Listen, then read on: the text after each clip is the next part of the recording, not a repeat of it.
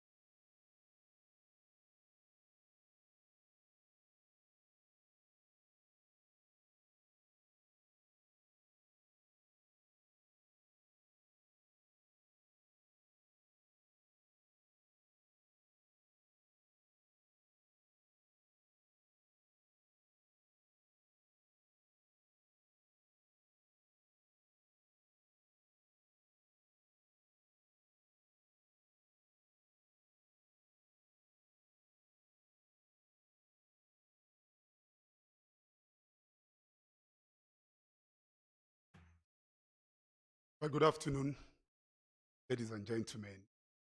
I extend courtesy to those who are watching us live online. Let me start by acknowledging the presence of the ICOMA president here in the boardroom. I'm talking about Professor Fatai Adeniyi. You're most welcome. I also have in the boardroom here with us the college secretary, Dr. Ikemudi. You're most welcome, ma'am. Like they say, the end of an era is always the beginning of another one. The incumbent provost will be stepping down any moment from now after a 4-year tenure. And this afternoon at the community forum, which we have also tagged Manifesto Day, we want to present two prominent and distinguished scholars, researchers, both of them professors here in the College of Medicine, to the college community. Before you this afternoon are your choice between Professor Olayinka Omigbodun and Professor Adeniyi Adenipekun. Both of them will be fielding questions from me for a start, And then they will be answering questions that have been sent from members of the community. Sitting to my left is Professor Olayinka Omigbodun. You're most welcome, ma'am. Thank you very much. And to my right is Professor Adenipekun. You're most welcome. Thank you very much, sir. Well, we definitely must start with a ground rule, the do's and don'ts. Let me call your attention to the fact that this is a family affair. There shouldn't be any argument. Each of you will be given 3 minutes to answer each of the questions. I want to plead the two of you, there should be no interjections. It's not a debate. All we want to hear from you is how you think you can make the College of Medicine better. What difference do you want to make in the next 4 years? I would implore you to adhere strictly to the ground rules. At the end of the 3 minutes, if you are speaking beyond 3 minutes, I may have to cut you. That would be rude on my own part. Pray, won't give me that opportunity to do that. Now, there will be 2 segments to the interaction. I will start by asking a few questions. And afterwards, we take those questions that have been sent in by members of the community. After that, I will ask 1 or 2 questions again, and then we call it a day. We will start by letting the community know what you have in mind that prompted your desire to want to become Provost of the College of Medicine, University of Ibadan. I've been made to understand that we have the presentations of the 2 candidates here who will air it so that the college community can have an inkling into what the projection for the College of Medicine will be in the next 4 years.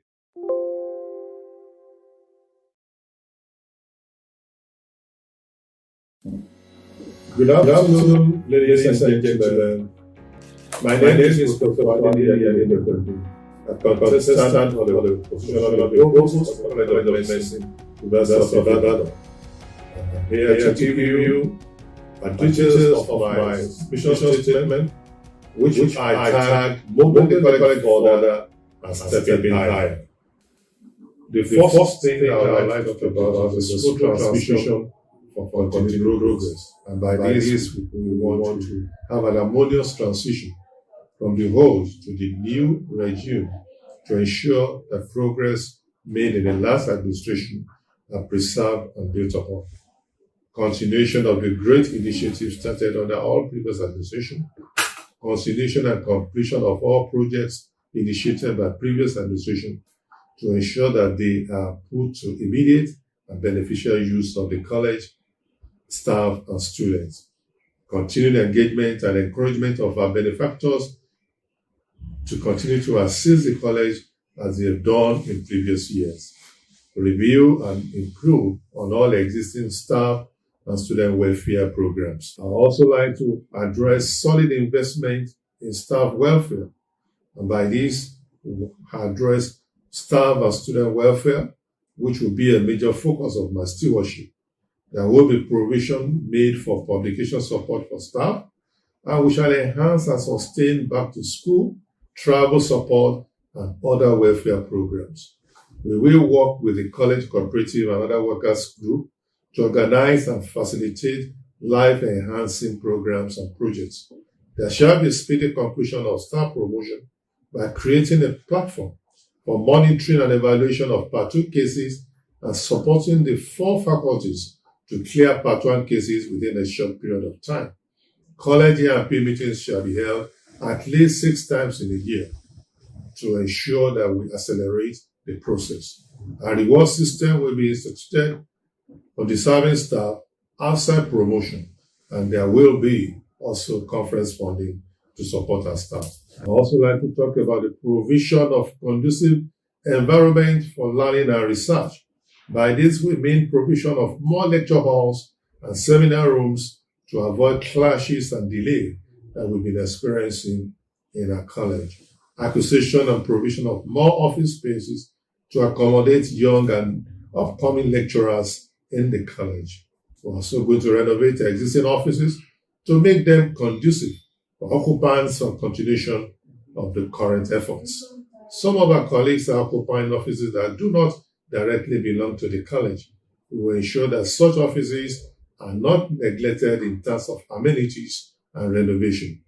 We will address the problem of electricity in our departments and faculties through creative deployment of renewable energy sources, especially for lecture theaters, seminar rooms, and departmental offices.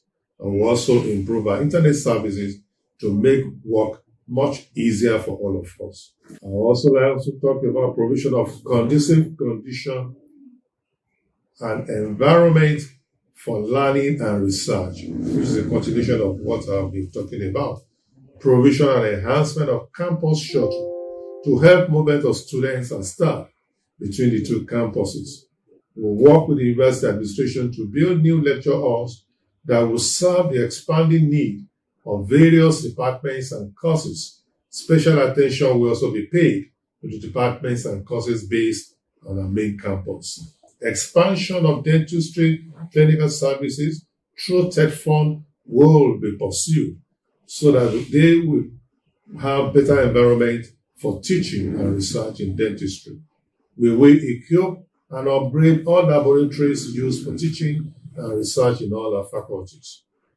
We'll stop the preclinical laboratory built by IMSG and provide e-learning resources and effective internet in the basic medical sciences and related. We will also address encouraging excellence in teaching and learning and producing worthy graduates in various health disciplines in the college. And by this, we improve interaction with our students and encourage greater participation in college decision-making where such is desirable.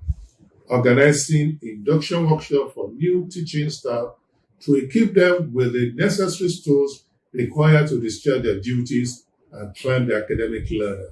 Expansion of e-learning facilities, strengthening of the college medical education unit, expansion of the scope of the activities of the college clinical laboratory, and also providing phantom hair and simulation lab for Faculty of Dentistry. In addition to this, we will improve mentorship for students and academic staff.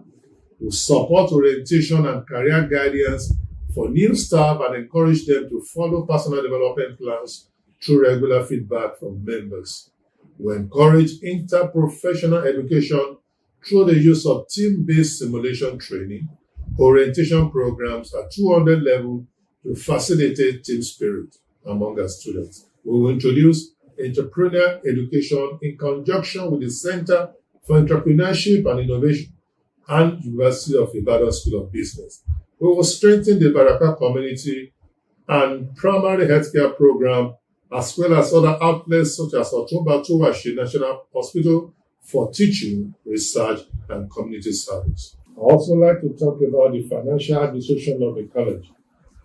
We intend to streamline the financial administration of the college with the aim to improve the speed and efficiency of the services. We drastically cut the delay in accessing funds owned by the faculties, departments, and units without compromising financial standards. Accountability shall be our watchword, and we shall ensure that we do not place needless burdens on our esteemed grantees. We will continue to encourage more researchers to domicile their grants in the college by providing the needed incentives. We will provide conducive and competitive environment to ensure that our grantees are able to deliver their project timely, effectively, without sweat. We will continue to work with the grantees and provide them the necessary opportunities to continue to contribute to the college. In addition to this, there shall be training of faculty members and non-academic staff on grantmanship to ensure successful grant applications. There shall be useful and beneficial engagements of non-academic staff in training undergraduate and graduate students, as well as the faculty members in basic computer, IT skills relevant to academic research activities throughout the college, free of cost. We're going to have regular and compulsory skill development training programs for all staff, academic and non-academic, to enhance productivity and job satisfaction. We will work assiduously to attract funding to the college for the purpose of achieving our goals through the activities of the Directorate of Infrastructural Development and Advancement. We will continue to encourage our faculty members to source for grants using the instrumentality of CREAM, Research Management Office, and strong association with the Office of the DVC Research, Innovation and Strategic Partnership. We will improve our interaction with Tech Fund to attract more funding opportunities and also find creative ways to attract corporate organizations, wealthy Nigerians, philanthropists to make endowments into the college. Our alumni are greatest strength, and we will continue to liaise with them to give back to their alma mater, and we will strengthen the alumnus office and work more closely with ICOMA to achieve this. Our management team will be a listening management team. The management that will work with you to achieve your goals. We will provide leadership, but we will not lord our will, neither we will lord our way on any of you. It will be with your understanding. We will request the service of experienced members of college who will be asked to be point men and women and provide leadership in certain critical areas to smoothen the paths of students and staff as necessary as regards medical education, promotion, and staff welfare. In summary, for exemplary leadership, staff and student welfare, transparency and accountability, teamwork, equity, justice, and fairness, vote for me as your next provost, Professor Adeniyi Adenipekun. Thank you very much.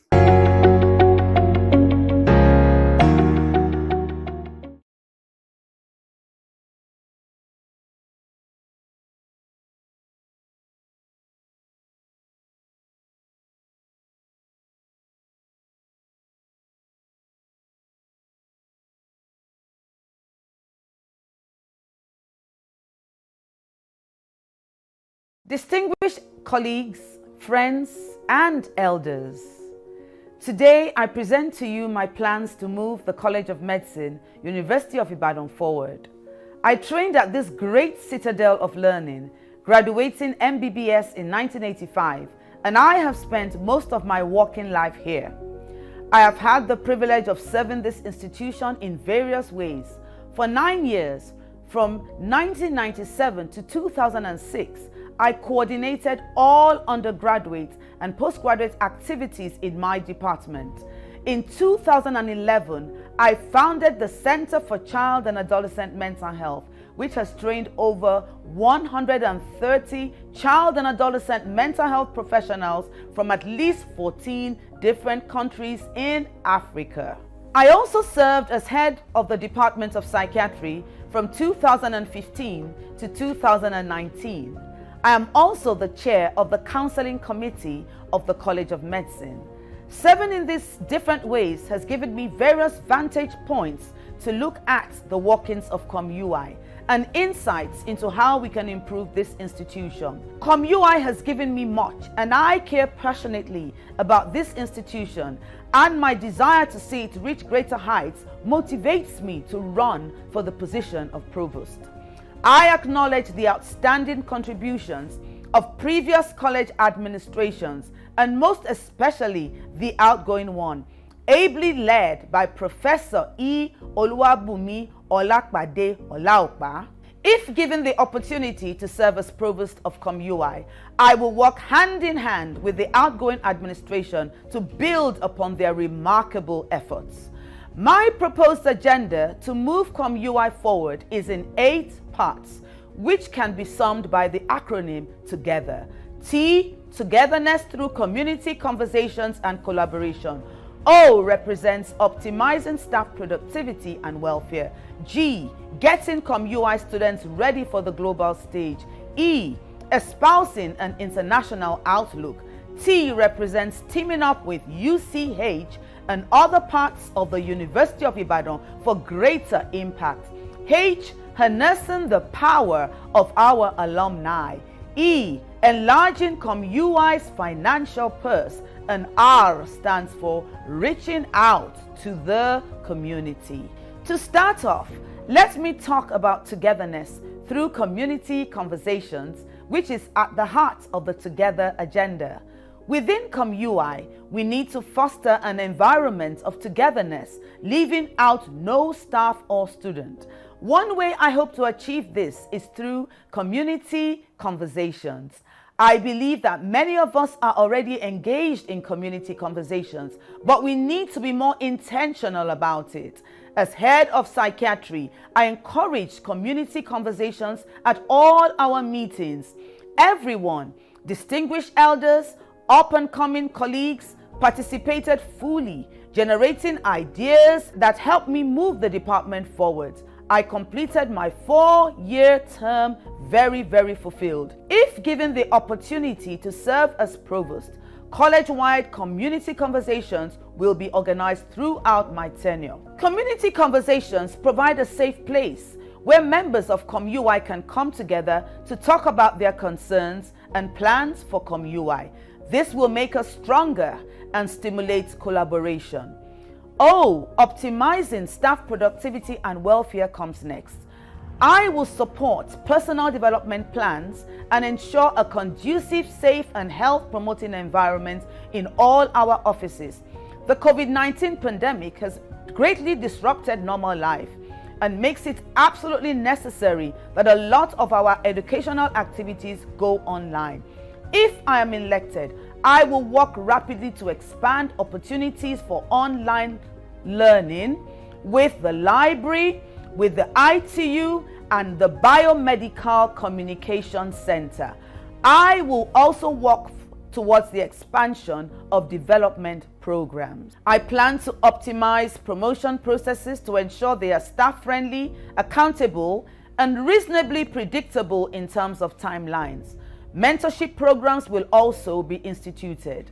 I also plan to continue the refurbishment of the college to ensure we have clean, aesthetically pleasing, conducive workspace for all and decent office space for all staff. Now I go on to look briefly at getting our students ready for the global scene. We need to keep improving on CoMUI's current strong ranking in Africa. We need to step up our bid to produce graduates who are worthy in character and sound judgment. As head of psychiatry, I worked with all members of my department to create a conducive environment for learning. So the students ranked our department as the most organized. If elected, I hope to scale this up to the entire college. I will support the departments to develop anonymous online systems for evaluation of all teaching sessions. I will also expand the counseling service for students. Now we go on and look very briefly at espousing an international outlook, that is E. A quarter of students who have come on the Master of Science program in Child and Adolescent Mental Health have been international students. This greatly enriched the experience of faculty and students. I will work with all departments and faculties to identify flagship programs that can attract international students. I will also work to improve the online presence of CoMUI to increase our visibility on the international scene. I will try and encourage short and long-term visits of international faculty, and I will make sure our international students have a safe and fulfilling time while they are here, so they can recommend CoMUI to others. I now will go on to talk about teaming up with UCH and other parts of the University of Ibadan for greater impact. I plan to work very closely with the leadership of the University of Ibadan as well as UCH to pursue our common goals and our objectives.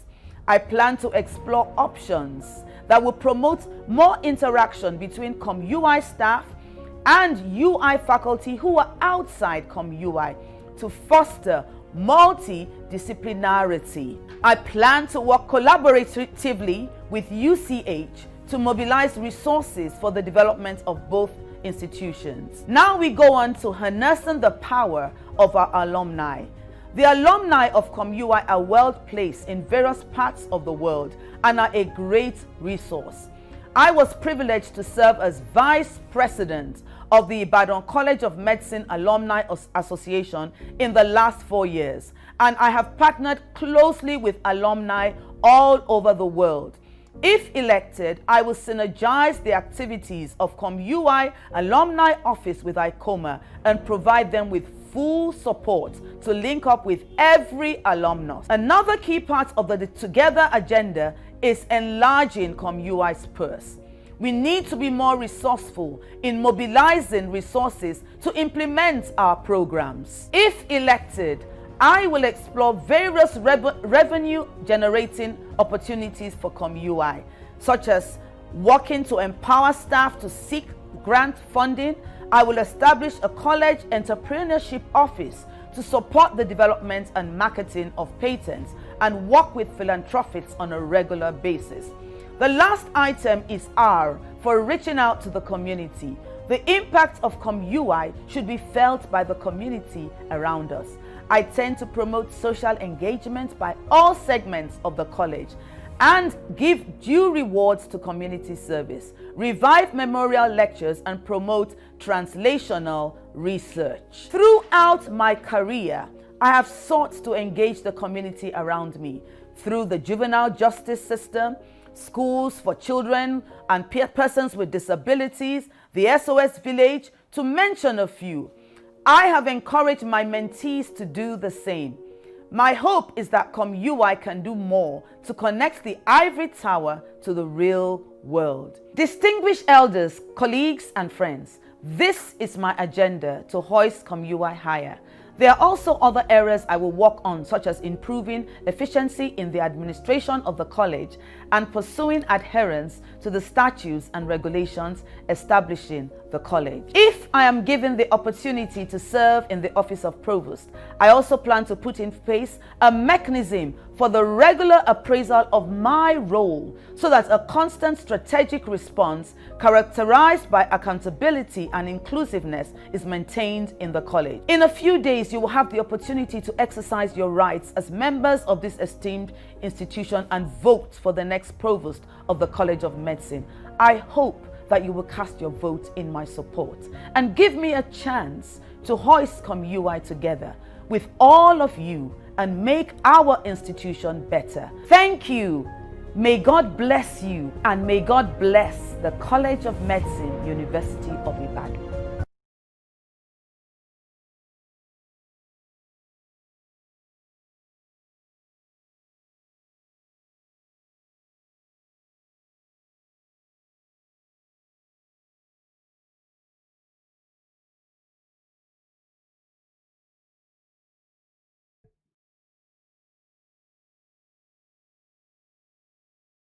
Well, the choice before us are Professor Olayinka Omigbodun and Professor Adeniyi Adenipekun. Having listened to Postion, I want to set the ball rolling by stating from the onset that a statement of intention does not necessarily translate into achievement. I will do this, I will do this, I will do that. Before you know it, the clock keeps ticking and the time is off. Now, the question I want to ask is this, and I'll put the question to the lady, because like they say, lady first. To what extent have you done a SWOT analysis of the College of Medicine? And secondly, how do you hope the community can track your achievement from time, so that they remind you at intervals what you have promised and what you have achieved? Thank you very much, sir, for your question.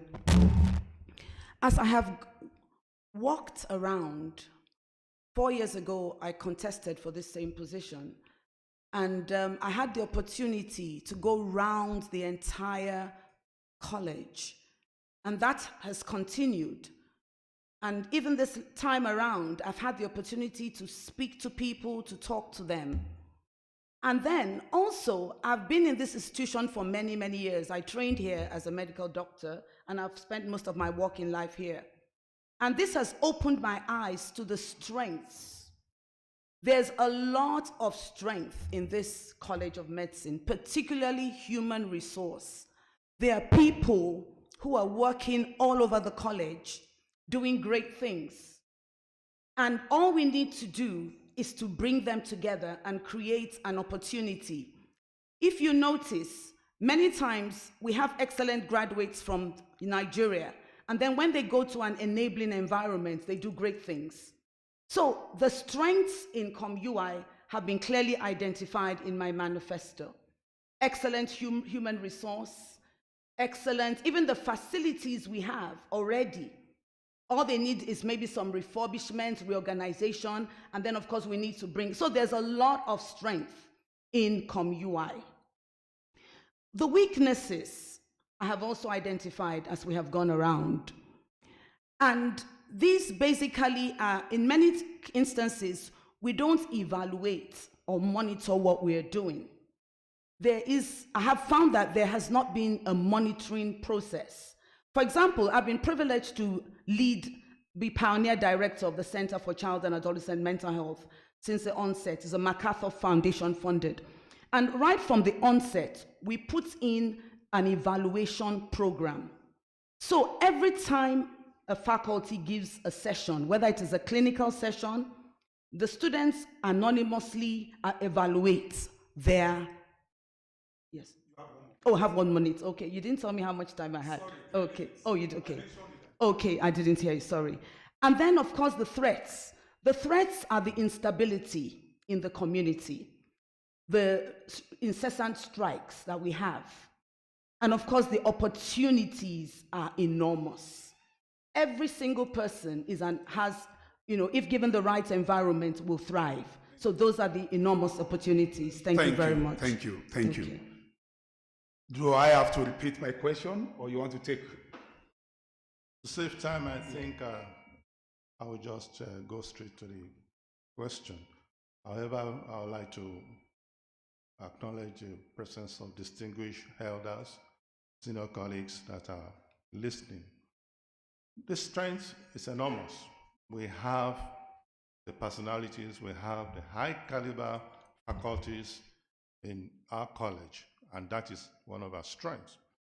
And weakness that I'll quickly talk about is that in spite of these high caliber specialists and professors and faculties, we still don't have enough collaborative research.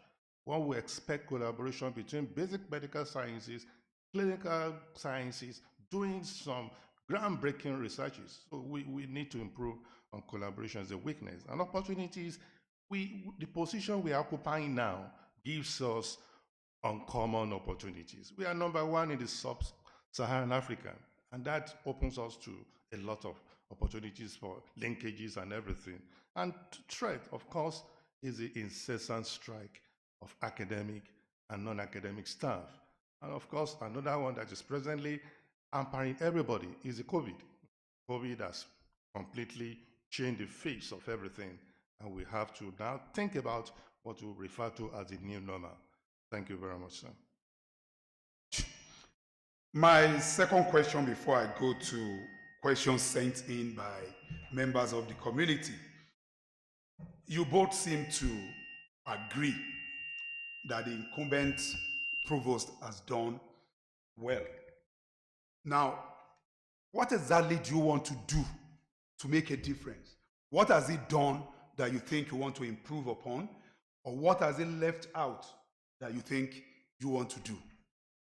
My question goes to you, Professor Adenipekun. Thank you very much, sir. Like you said, our present provost has done a lot. And like I mentioned earlier on, we were about number 10 in the sub-Saharan Africa about 4 years ago, and he's been able to bring us to number 1. So that is a lot that he has done. And I also know, like I used to, joke with him, that he has a special skill for fundraising. I've told him that even after your tenure, you are going to continue to work with us. We want to ensure that connection, cordial relationship with the benefactors will be retained. Now, the work we have to do now is to strengthen what we have. All the weaknesses will be addressed. Collaboration will be enhanced. Faculties will be encouraged so that output will be greater. So that in Africa, we can move to the number 1. With the support of everyone, my desire is that we should move to number 1. Thank you very much.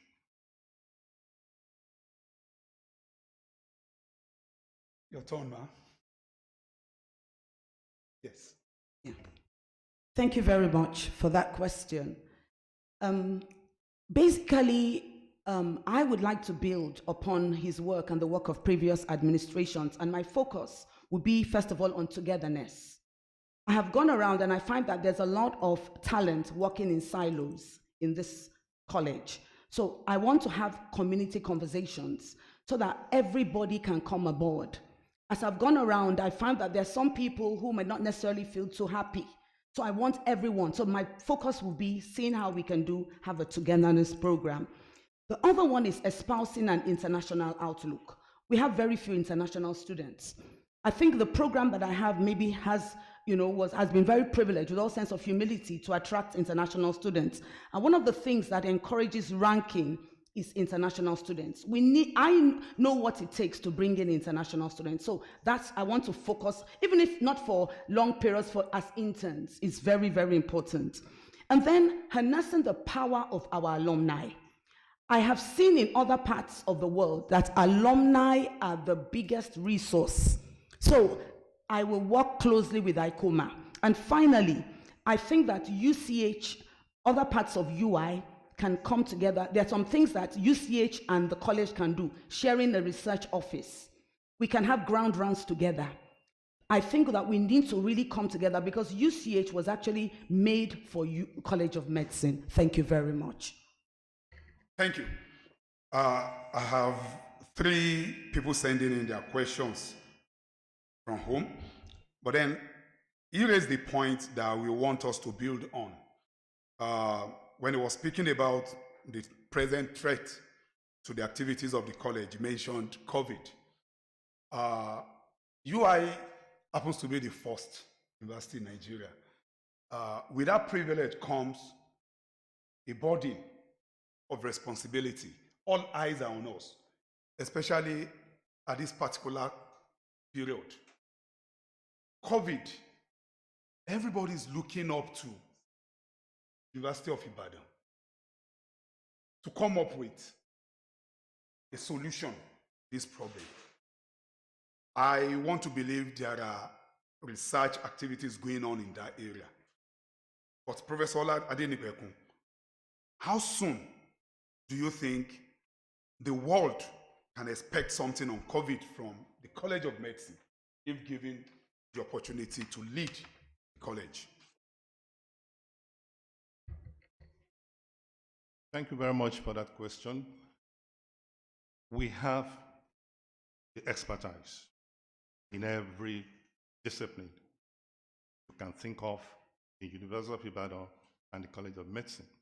And that's what I meant by strong collaborative research between the basic sciences, the sociology department, clinical sciences, really coming together and work out modalities for research to find out the effect, the social effects, number one, and then the clinical effects, and working towards developing a vaccine that can actually stop this pandemic that has been ravaging everywhere. We have the expertise, and I again want to quickly salute the courage of this present management by the new laboratory that they've set up, the Biorepository Clinical Biology Laboratory, which is an avenue for all scientists to come together. It's for everyone to come together, and I believe that again will strengthen collaborative efforts. It is by collaboration. It's not for somebody to just sit down somewhere and thinking that he can alone achieve what we are talking about. It is through collaborative efforts, including all faculties in UI, that together, I think we could quickly form a committee urgently by the university and bring all these scientists together and find a lasting solution. And because we are UI, first and best, we are able to do it, and I know we can do it. Thank you. Thank you very much.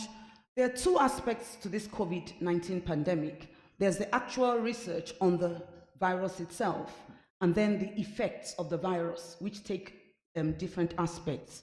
So I would say that every department and every unit in the College of Medicine has a part to play.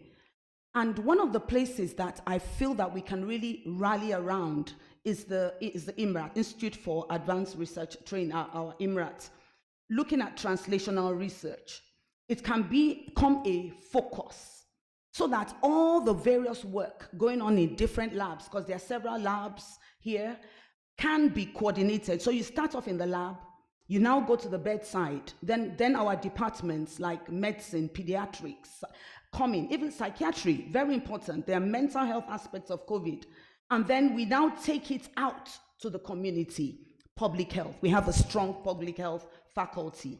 So every aspect of this college, as I've gone around, I've found that people are making excellent educational material from the Faculty of Public Health that can be used. So I believe that we need to come together as one, have a committee that will look into how every part will look at actually the research into the COVID-19 treatments, vaccines, and so on, and the effects, the mental health effects, the economic effects, and all the other effects, the educational effects. So we would need to do that. Thank you very much. Thank you very much.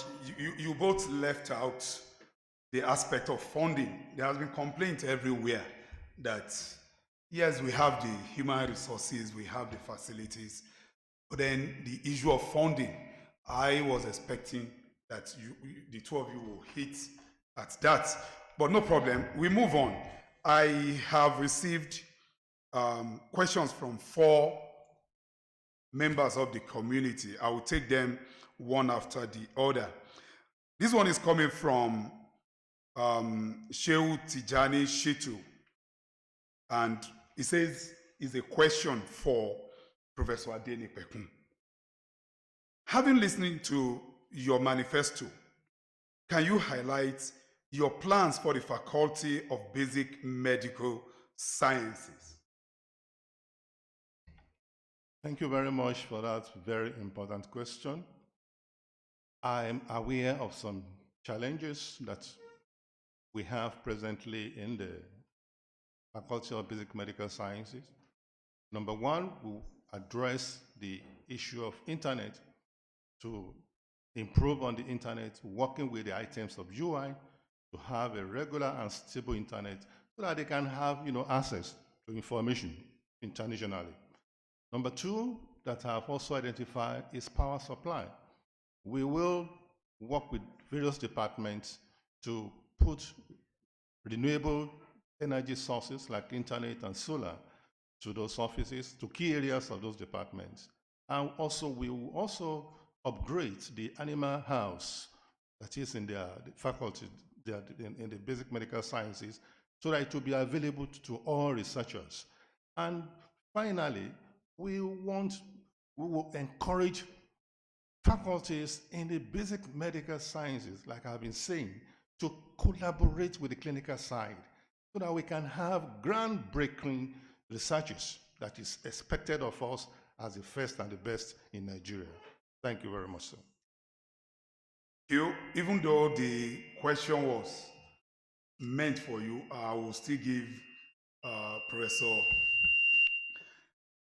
Omigbodun the opportunity to respond to that same question. I don't know if I have to repeat it. It says, considering the space, having listened to your manifesto, can you highlight your plans for the Faculty of Basic Medical Sciences? Thank you very much. The basic medical sciences has several aspects to it. There are those aspects that are in the University of Ibadan campus, and those basically are physiology, biochemistry, and anatomy. And then there are those, and some parts of pharmacology too. Oops. And then there are the aspects that are here in the University College Hospital: pathology, chemical pathology, microbiology. So basically, in addition to what Professor Adenipekun has said, we need to engage them more such that we are working together. We are working together, the basic scientists come together, and that's one of the things that community conversations is going to do. Bring people together so that they can see what each other is doing, and then they can collaborate more and write multidisciplinary grants that would bring in funding. So those are some of the aspects that we're going to really, really encourage. We're going to really come together to work together as one so that we can have great impacts on the world, on society, and develop patents. Like I said, there's a lot of talent. There are so many. Another aspect is that there needs to be like what we call a virtual lab. There are several labs in physiology, in biochemistry, doing outstanding work. We need, in addition to the labs here on the UCH campus, so there needs to be a way in which all these excellent laboratories and the principal investigators can be brought together so that they can be empowered to do greater things. Thank you very much. Okay, thank you. The next question. Considering the space deficiency in departments and lecture room space in the Faculty of Dentistry, if any of you become the provost, what are your plans in solving this issue? I'll put the question to you first. Okay, thank you very much. Well, one of the first things, there are two aspects to this. And of course, like you said, we need funding. So the first thing is that there's immediate and then short-term and long-term aspects to this.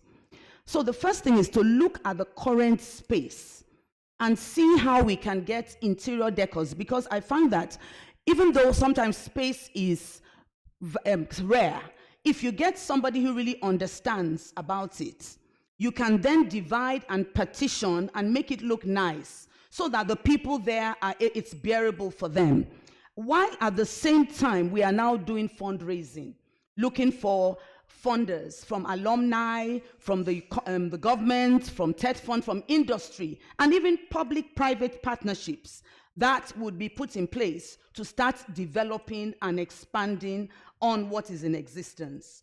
So basically, two things. Immediately, we need to deal with the aesthetics, the colors, the environment, and so on, so it can be bearable. Make sure it's good, well aerated. And then medium term and long term, we need to look for funding to expand and provide space so that every faculty member and every administrative member can have a decent workspace. It's only when you are comfortable. We all know of Abraham Maslow's hierarchy of needs. If your basic needs are not met, you cannot start thinking about doing excellent research. So faculty Staff need to be comfortable in their environment, and then they can do outstanding research, breakthrough research. To have all the time. Yes. 4 years is a long time. Yes. How soon do you think we can solve this problem?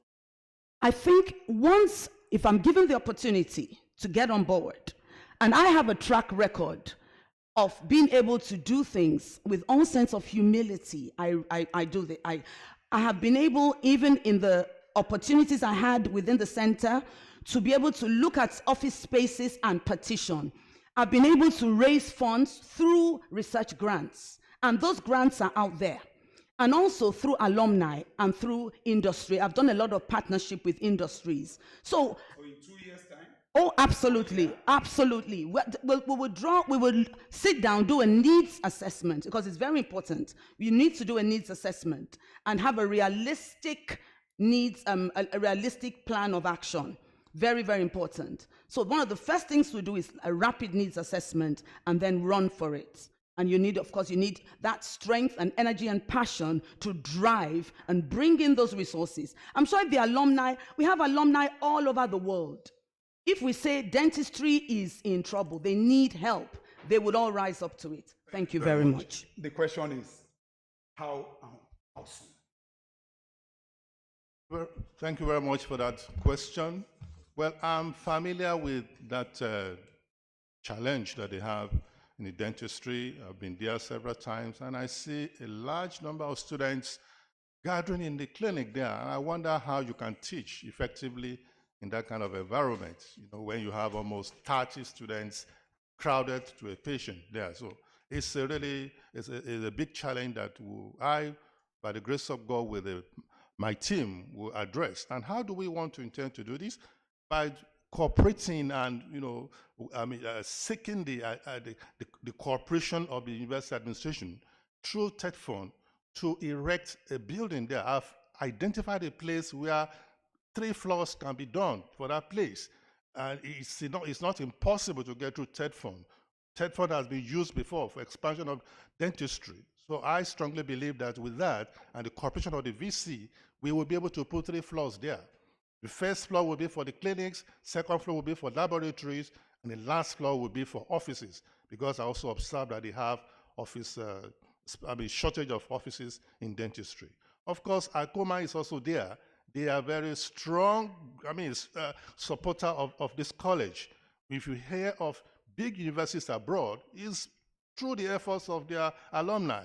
So, and I know CoMUI has been doing greatly for this college, and I know we can also pursue them. And we can also approach philanthropists who might want to endow a building. And we'll name it dental building, whoever whose name will be there. And I'm sure Nigerians love such things. We will pursue that one. I've told you we have a provost. The outgoing provost is talented in that area. I've told him, yes, you are going. We still need that kind of, that kind of skill, which I believe he has promised to make available. And I'm sure we can surmount that within 2 years, even before the 4th year. Thank you. Well, I have a barrage of questions there coming from 2 different people. Question 1, what plan do you have for ensuring adequate training of the students of the College of Medicine in view of the current pandemic problem? That is 1. Secondly, staff promotion is notoriously slow in UI. What plan do you have to ensure a remediation? I hope you are taking your notes. What new thing will you bring into the college administration as the provost? And lastly, from this person, before now, in what capacity have you served in the College of Medicine, University of Ibadan? 4 questions. Professor Omigbodun, you want to bail the cat? It's from the same person. Timekeeper, 3, 2, 3, 4 minutes.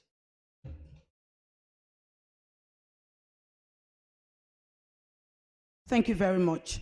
The plans I have for training in this COVID era, basically, we will have a rapid needs assessment so that we know the capacity that exists on ground to be able to, because you cannot do anything if you don't have a rapid needs assessment. You need to know what is the capacity of the college for going on online training, for even not only on didactic teaching, but also teaching in the clinics.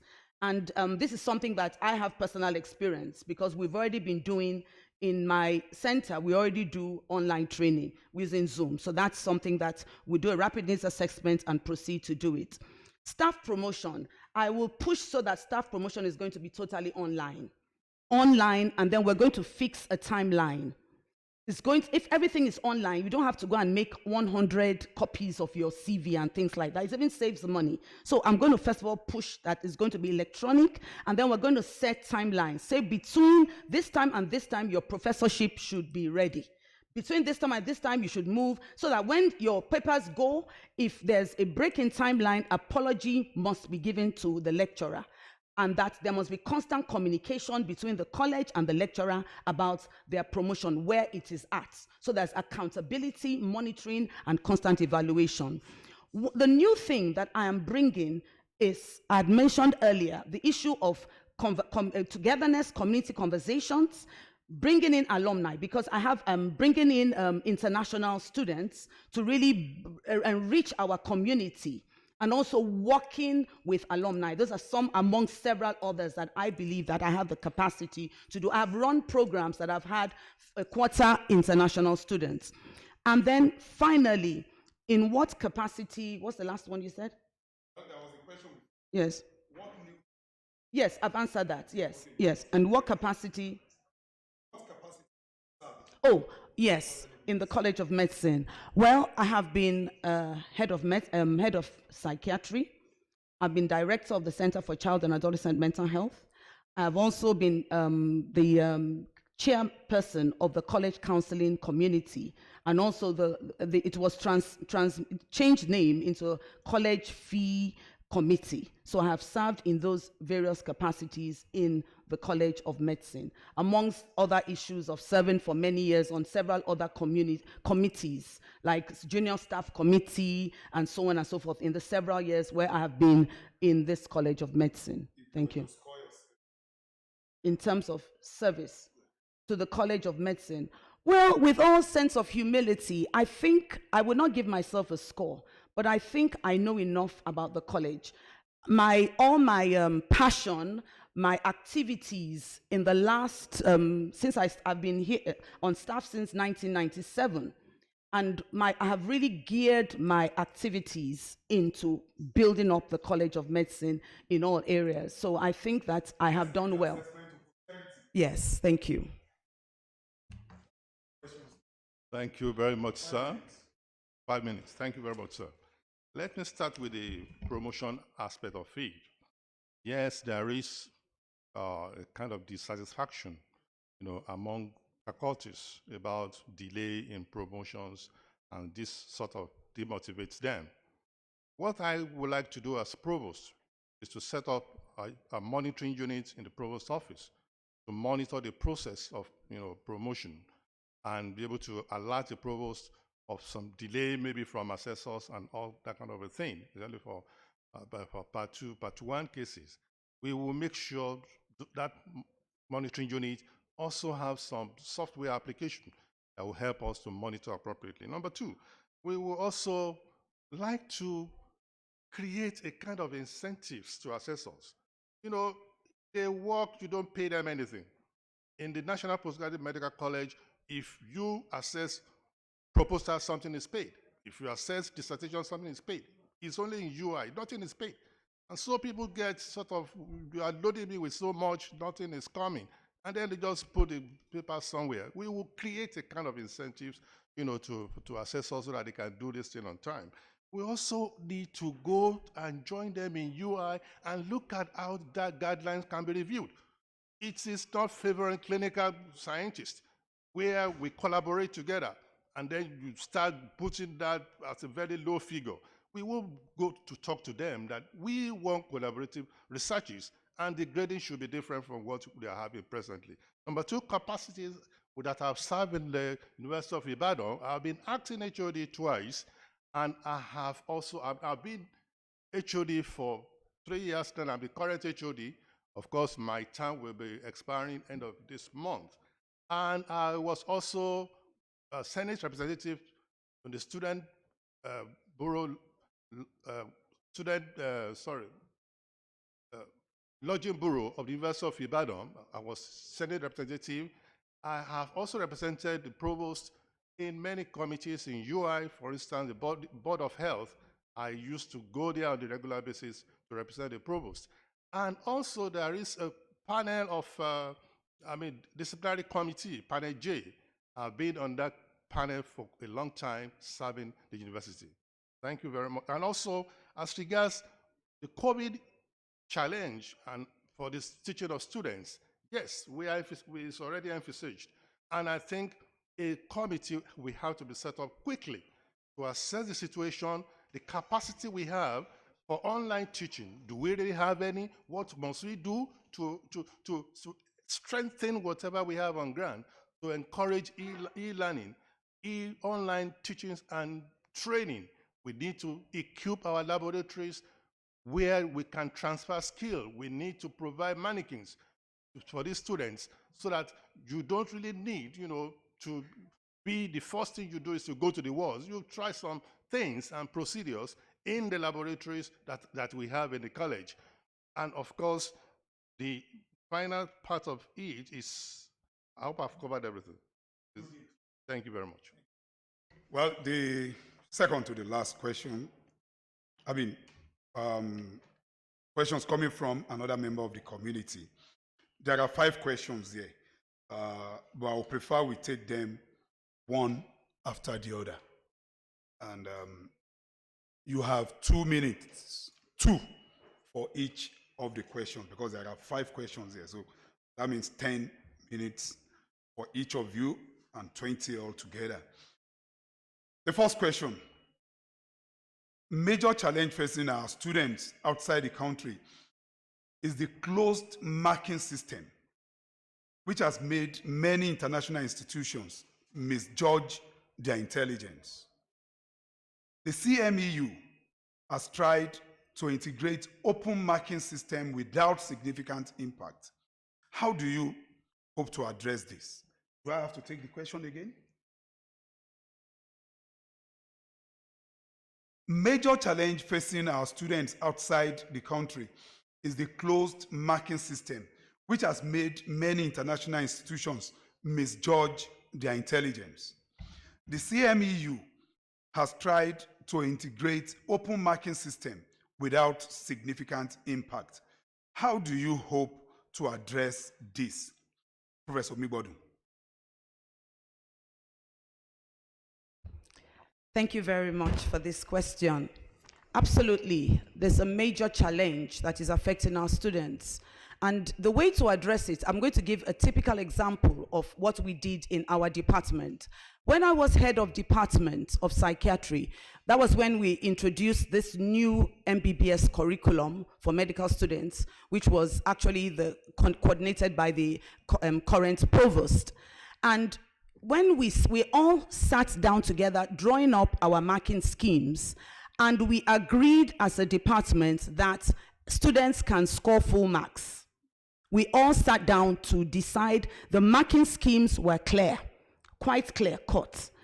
And at the end of it, that was why in the Department of Psychiatry, for the first time in decades, a student got a distinction, which is 85 above in my department. It has not happened in decades because we trained ourselves. We looked at the mark, and this is something that I believe I can work with other people to replicate in other departments, the way we've done it. And I've also been privileged to work in other aspects with education as chief examiner of the West African College of Physicians for Faculty of Psychiatry. And this is some of the things that we are actually trying to do and have been able to implement. So I have a track record, and I believe that we should be able to do that when we get there, if given the opportunity. Thank you. Thank you very much, sir. It's actually a disadvantage to us. And I know it's because of what has been handed over to us over the years. And therefore, people are used to close marking. And how do we change that attitude? It's by having training and retraining of every one of us, a kind of workshop to outline all the disadvantages and all that we have done, to our students. You see a bright student, you just give him 56, meanwhile that student deserves 85. But because of our close marking, and which is a kind of orientation that has been handed over the years, our senior professors have handed it to us, we have handed it to those under us. So we need a reorientation to be able to change and be able to actually get the best among our students. Thank you, sir.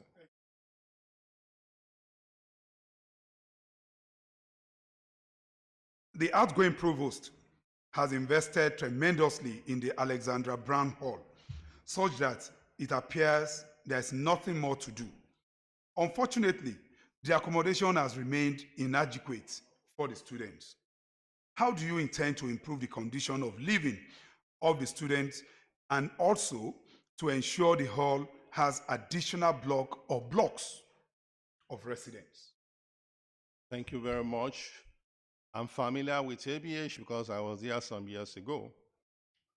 It is true that they still have inadequate spaces for students. And how do we go about that? Over the years, ICOMA has been doing wonderfully well when it comes to maintenance of ABH, and I must give it to them. We will continue to work with them to ensure maintenance of the available spaces right now. As for the expansion of new halls, we'll still go to them too. It's possible among our alumnus who could possibly maybe want to have a building, because somebody like that in my secondary school just decided to build a whole building named after him. So we will approach them and also approach philanthropists who might want to endow such things in the College of Medicine. The last part of it will be maybe if we can also try public-private partnership. But that will be the last option because we don't want anything that will put so much burden on our students. Thank you.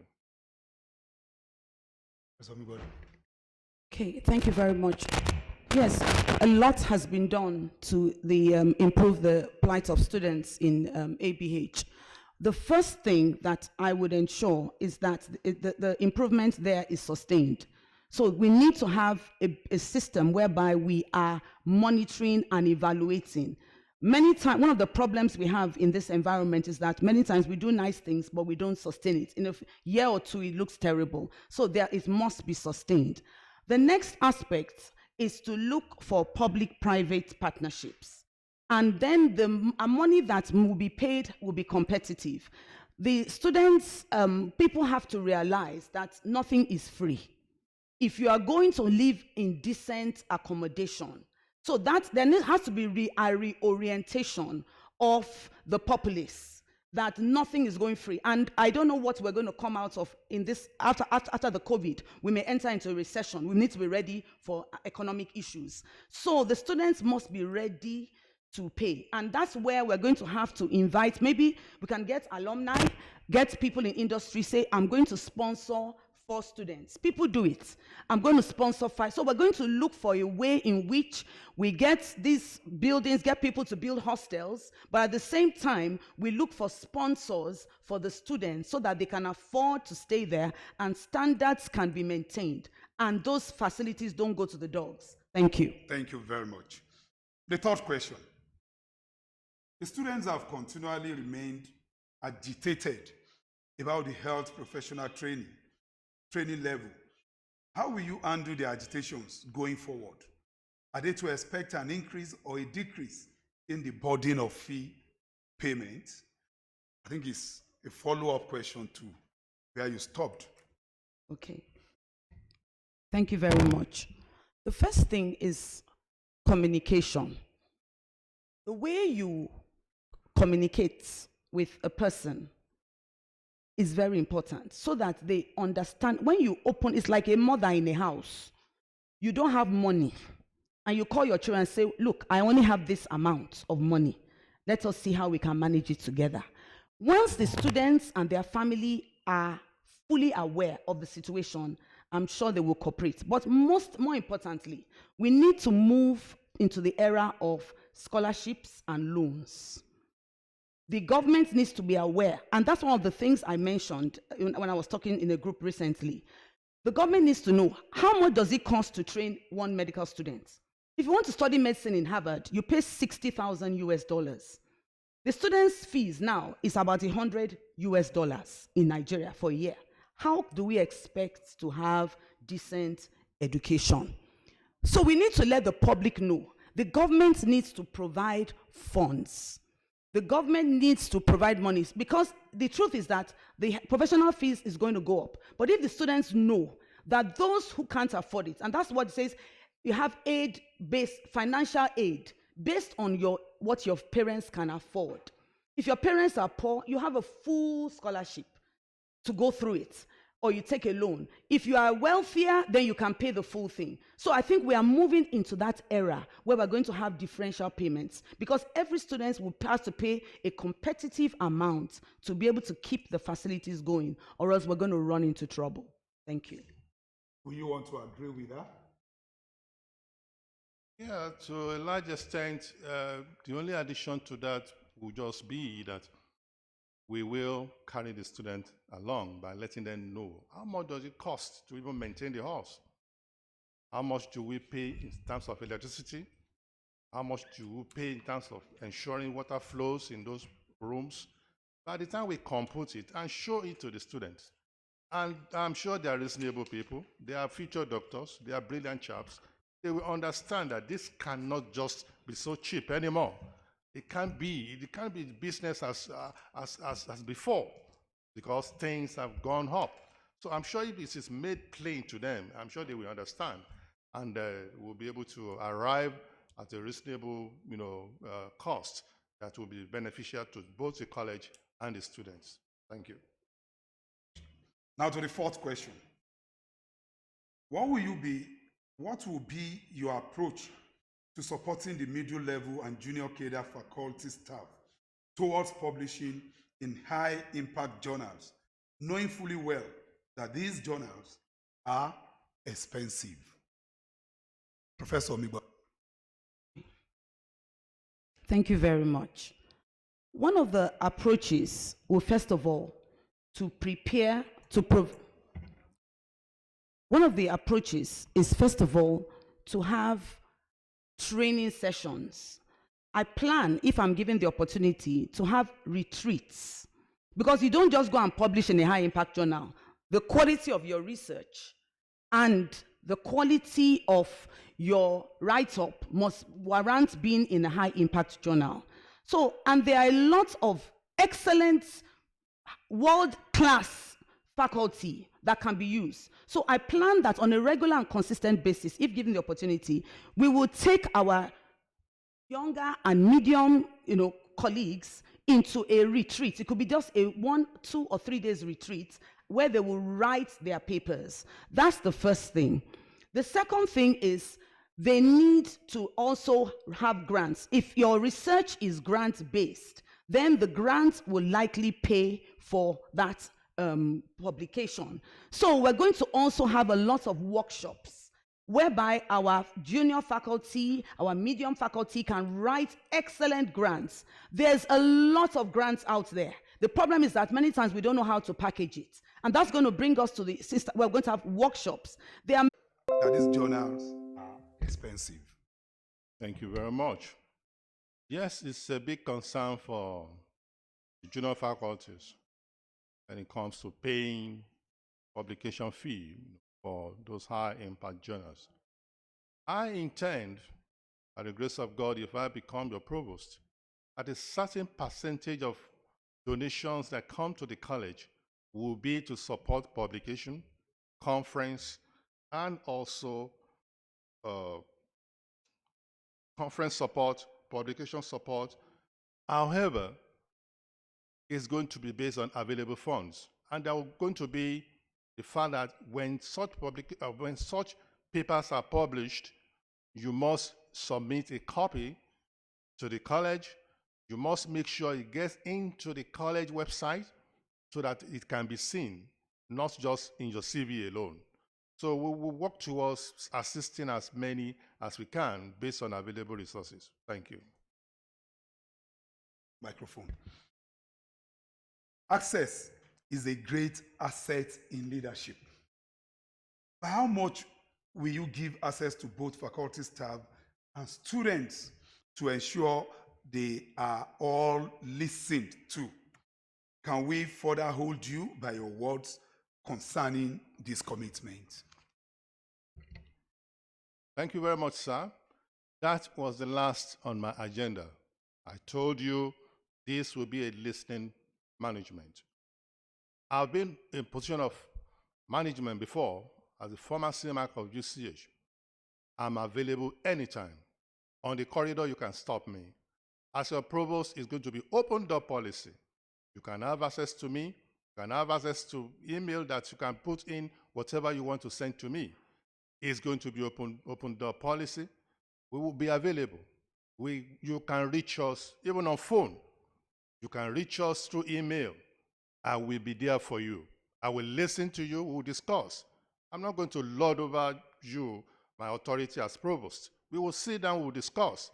If you have superior arguments, then you have the day.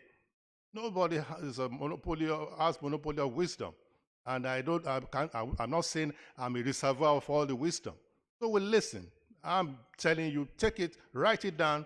I'm going to be a listening provost. Thank you very much. For your words. Prof, same question. Thank you very, very much. Access is very, very important. Absolutely. And by the grace of God, if given the opportunity, I will make myself available and accessible at all times. However, people are human. Sometimes you may be sick. Sometimes you may not even be in the country. So what I actually plan to do is to empower the periphery. Because there are so many leadership models. If everybody is coming to you, students and so on, you will break down and you won't be able. So if you empower the periphery, then you find that a lot more will be done. So for example, if there's a strong counseling system in place, the students may not have to come directly, so they go to the counseling system. If the deans are empowered, the heads of departments are empowered. So give power to the periphery. And I believe that with that kind of model, everything will work. Another aspect that I really want to be able to do, if I'm given the opportunity, is to actually go to see people in the offices. Rather than sitting here all the time, I plan that maybe on a regular basis, if I'm given the time, I will go to departments of nursing, which hopefully would become a faculty soon, go to biochemistry, go and sit with people in their offices so that you can experience what is happening to them.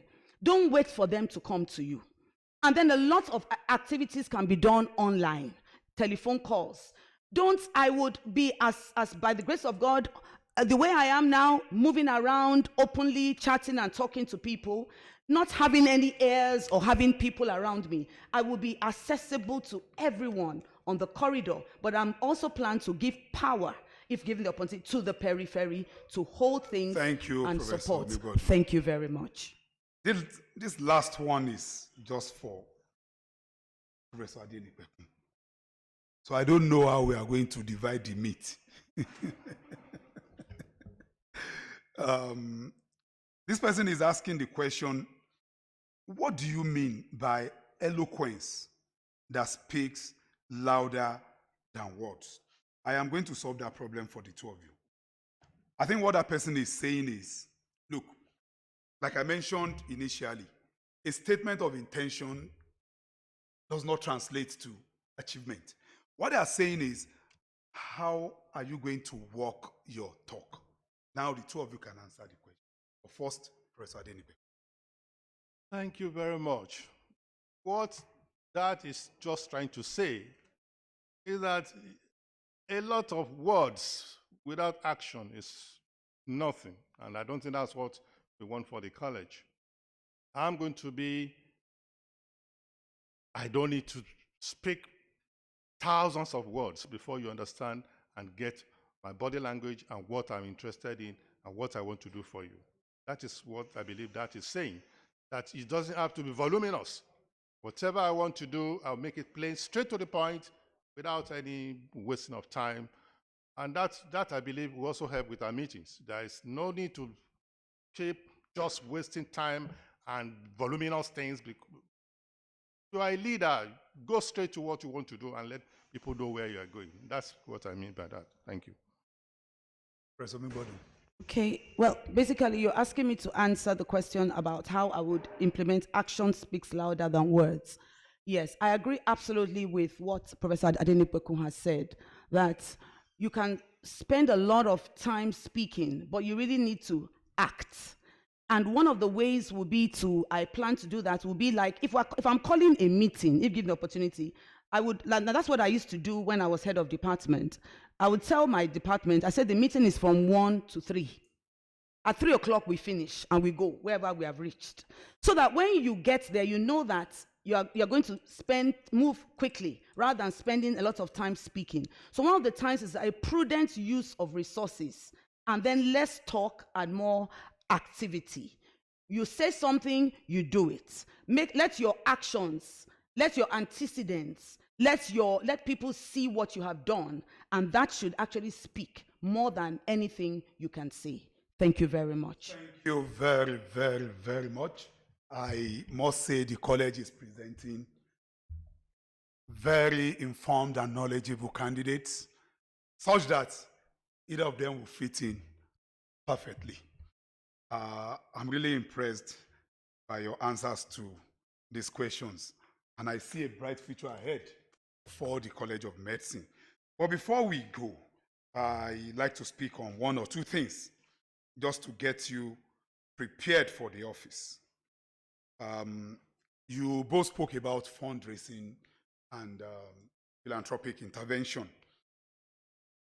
It's the in thing now, and I must tell you that government is not ready to do anything, and there's no way you can force them to do it. But then there are two impediments. You spoke about fundraising and the possibility of increasing the cost of educating the students. One, Nigeria, we believe education is a social responsibility, and we all believe it should be borne by the federal government. In the 4 years I spent studying law in UI, I'm not sure I paid 50,000 naira into the coffers of the university. Now I pay close to 1 million naira for a student per session in a private university. You must prepare yourself against opposition to this project.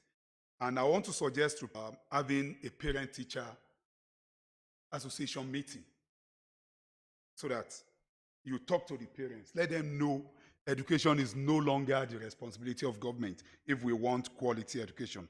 Secondly, in relation to fundraising, the economic downturn occasioned by this COVID makes some of us who are in the business, makes it difficult for us to approach people, because fundraising is about asking at the right time.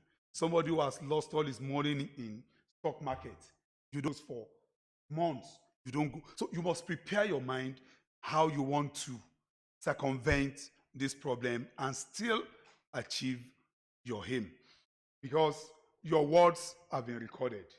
People will judge you by your words. Nobody wants to ask the question, what were the impediments? All they want is result. And it is on this note that I want to draw the curtain on this community forum, the manifesto day. We are choosing between, well, maybe the job for the man, maybe the man for the job is a woman, or maybe the job for the man is a man. I'm leaving this for the college community to decide.